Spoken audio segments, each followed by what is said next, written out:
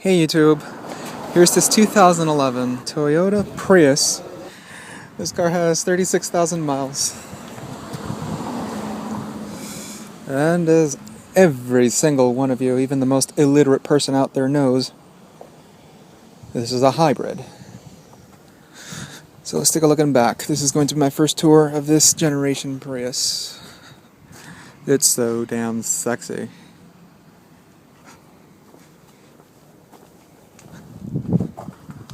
Here's the passenger side. Let's do a tour of this thing.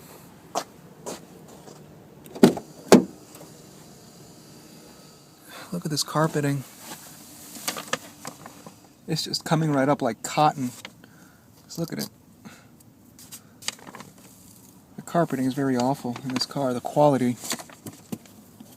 And it's very thin too, like something you'd put into your patio.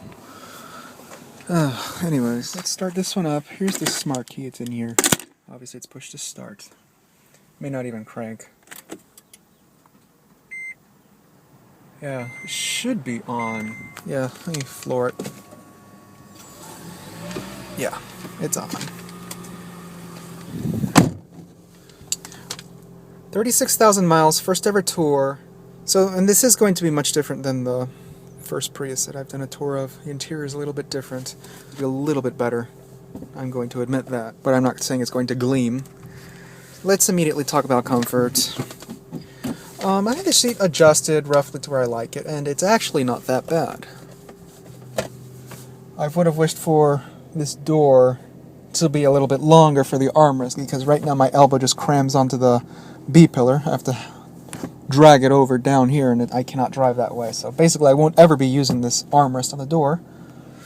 Thigh support isn't too bad. I would have wished for a little bit more. Ew, hair. Ugh. Dirty ass owners. And the backrest feels a little bit on the flat side. It is bolstered on the sides, but the middle feels quite flat. And there's no adjustments for the lumbar support either, so you're stuck there. Overall, this is a rather hard seat, to be quite honest.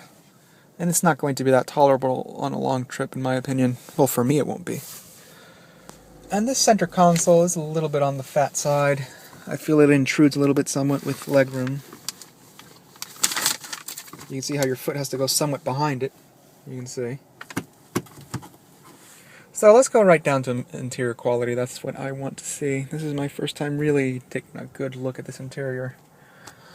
Entire dashboard is this hard, hollowish plastic. Pushes right down easily.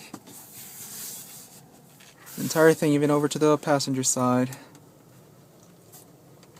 Here's the AC vents. I do like how they integrated it this way, actually. Looks quite nice. See this little compartment up here? They should have made it not slam open like that. That's not very nice. It felt quite cheap too. It's very rough. You can just hear it. Glove box is damped. They did that part right.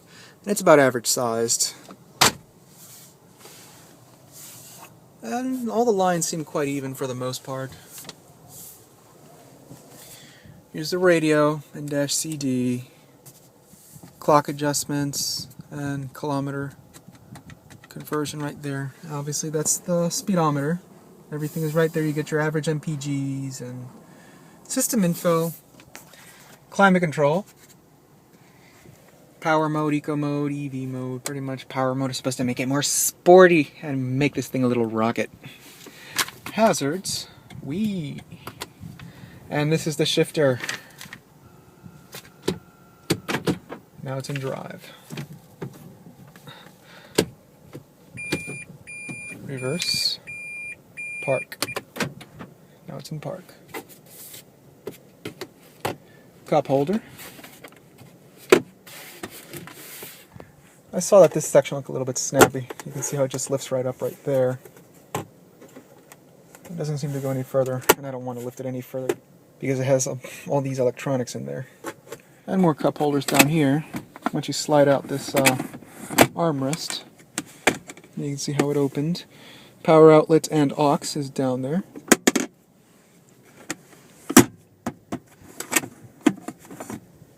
Not a whole lot of padding on this armrest. And I do like the storage down here, actually. You can store things, how it's nice and open, and you have another power outlet down there. Steering wheel, oval shaped, not a huge fan of that. Trip computer adjustments, temperature for the climate control, radio controls, cruise control, and this is a bare steering wheel. Intermittent speed wipers, headlamps, and this steering wheel has to tilt and telescope, yes. It is damped. Power mirrors, panel dim, e-brake, push on, push off. Leave the e-brake on because this car started rolling. Entire door panel, also this huge hunk of plastic. Padded somewhat over here for the armrest. And power windows. Everything is auto up and down, all windows. Power door locks and window lock. And it moves back down to the grainy, rough plastic down below. Fit and finish on the A-pillar isn't bad. It's actually tight up here. Same deal on the passenger side. Moving over to the back seat. Oh shit, handles are damped. All 4 doors have them. Sun visor is actually padded. Mirror and vanity light.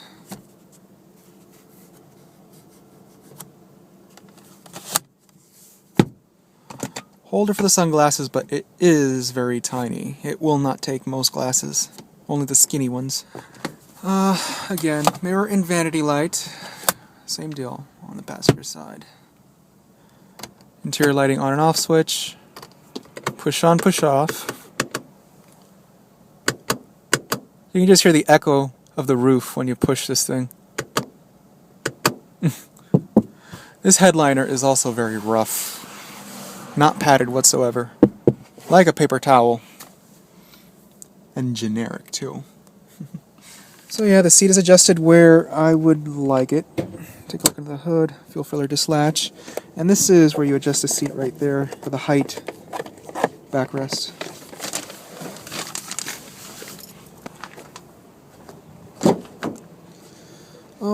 Legroom isn't too bad. It's actually adequate. And thigh support wasn't bad either. The seat was rather high off the ground, but it is a rather firm seat. Not the most comfortable thing ever. The armrest is nicely padded, and you have the dual cup holders. Seats do fold down. Just push on this little button right there. And the pokey headrest, which you have to remove. And you would have a flat floor once you do fold down the seat. Materials do carry over into the back seat when it comes to the door panel. Nothing changes. Again, a lighting fixture, no shit handle. That's all you've got back here.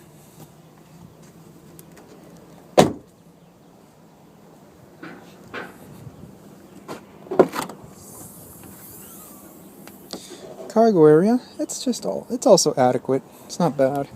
It will greatly improve once you do fold down the seats. Let's look in here.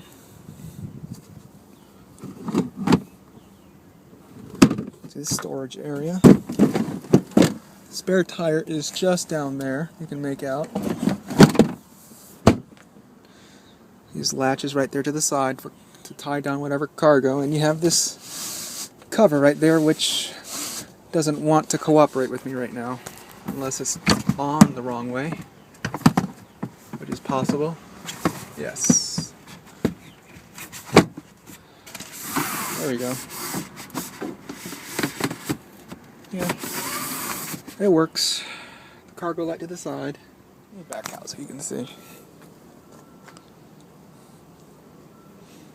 Also has LED tail lights too.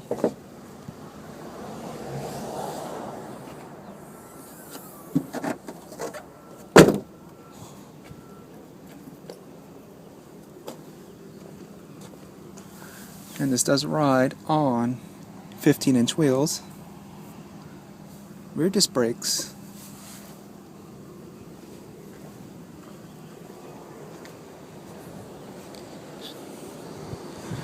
And let's take a look at this beast. 1.8 liter dual overhead cam 4-cylinder paired to the electric motor. Toyota's hybrid synergy drive.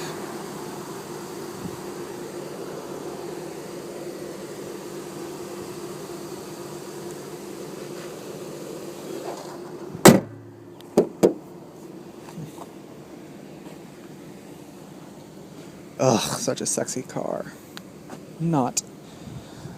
But it is one of the most fuel-efficient hybrids right now in the market, so you've got to give them credit for that. I think it does 47, 49, or 51 miles to the gallon locally. Yeah, competitors are really catching up onto the Prius now. I think Ford, with the upcoming Fusion, they're going to achieve, I think, 47 or 49 miles to the gallon on their hybrid Fusion. And that's going to be a huge feat for them, because you have a rather attractive car that will be fun to drive, versus this, which is just meh. Kind of bland and boring, because this thing is basically the Walmart of hybrids.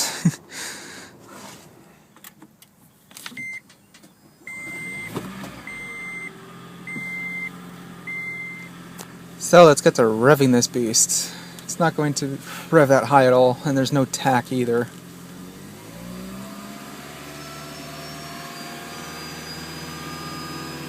Have it floored, that's as most as it goes.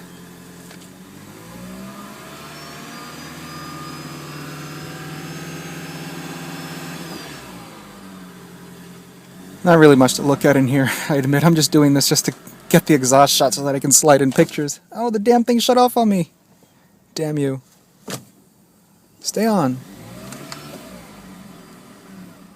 Oh, stay on. I forgot to mention that this car does have satellite radio. You can see right there.